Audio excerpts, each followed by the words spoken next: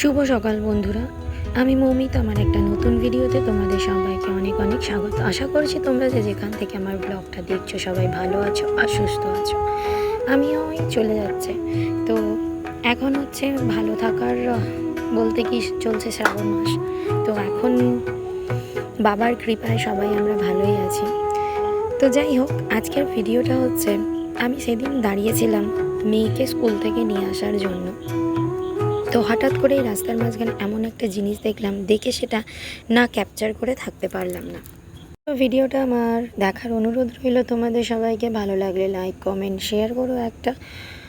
তো তোমাদের শেয়ার আর সাবস্ক্রাইব করে আমার পাশে থাকলে আমি আমার চ্যানেলটাকে এগিয়ে নিয়ে যেতে পারি। তো যাই হোক, বলছিলাম যেটা, আমি সেদিন রাস্তায় দাঁড়িয়েছিলাম আর দেখো কত বাইক যাচ্ছে, বুঝতেই পারছো কি উপলক্ষে। আর ভিডিওটা আমি করেছিলাম দুদিন আগে, মানে শনিবার দিন। আর শনিবার দিন মানে বুঝতেই পারছো তার দুদিন পরেই ছিল 21শে জুলাই। তো তার উপলক্ষে মানে শনিবার থেকে এই রকম অবস্থায় রাস্তায় প্রচুর প্রচুর বাইক যাচ্ছিল।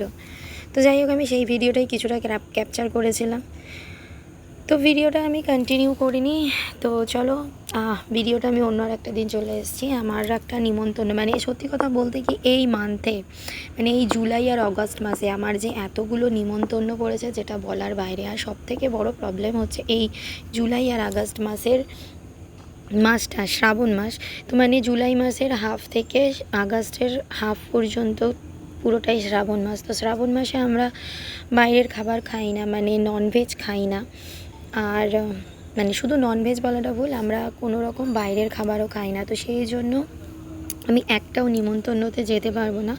ইভেন আমার একটা মানে রিলেটিভ, মানে আমার না, মানে বরের মাসির বাড়িতে একটা নিমন্ত্রণ, তো সেটাও আমরা আনফর্চুনেটলি যেতে পারবো না। যাই হোক, নিমন্ত্রণে যেতে পারবো না তো কী হয়েছে, গিফটটা তো দিতেই হবে, তাই না? তো যাই হোক, আমি চলে এলাম গিফটের দোকানে। আমি শাড়ি দেখছিলাম। তো আমার কোনো রকম শাড়ি আমার পছন্দ হচ্ছিল না, মানে আমি অনেক শাড়ি দেখেছি। না না, তোমরা ভাবছো যে এত জামা কাপড় বের করা সব কি ঘেটে ঘেটে আমি দেখেছি? একদমই নয়। এর আগেও আরও অনেকেই এসেছিলো, তারা সবাই মিলে এগুলো দেখেছে। আমি শুধু কয়েকটা শাড়িই দেখেছি।